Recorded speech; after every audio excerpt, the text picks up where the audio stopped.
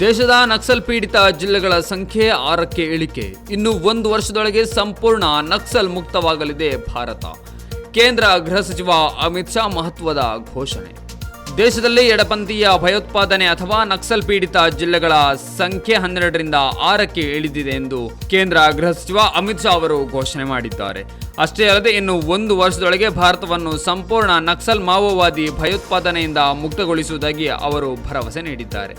ನಕ್ಸಲ್ ಮುಕ್ತ ಭಾರತವನ್ನು ನಿರ್ಮಿಸುವತ್ತ ಒಂದು ದೈತ್ಯ ಹೆಜ್ಜೆ ಇಟ್ಟಿದ್ದೇವೆ.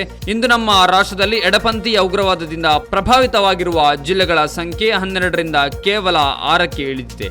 ಮೋದಿ ಸರ್ಕಾರವು ನಕ್ಸಲ್ವಾದದ ವಿರುದ್ಧ ನಿರ್ದಯ ವಿಧಾನ ಅನುಸರಿಸುತ್ತಿದೆ ಮತ್ತು ನಕ್ಸಲ್ ಪೀಡಿತ ಪ್ರದೇಶಗಳ ಸಮಗ್ರ ಅಭಿವೃದ್ಧಿಗಾಗಿ ನಿರಂತರ ಪ್ರಯತ್ನ ನಡೆಸ್ತಾ ಇದೆ.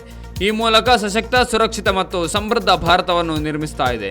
ಮಾರ್ಚ್ 31, 2026 ವೇಳೆಗೆ ಭಾರತವು ನಕ್ಸಲ್ವಾದವನ್ನು ಶಾಶ್ವತವಾಗಿ ಬೇರು ಸಹಿತ ಕಿತ್ತು ಹಾಕಲು ದೃಢ ನಿಶ್ಚಯ ಮಾಡಿದೆ ಎಂದು ಅಮಿತ್ ಶಾ ಅವರು ಹೇಳಿದ್ದಾರೆ.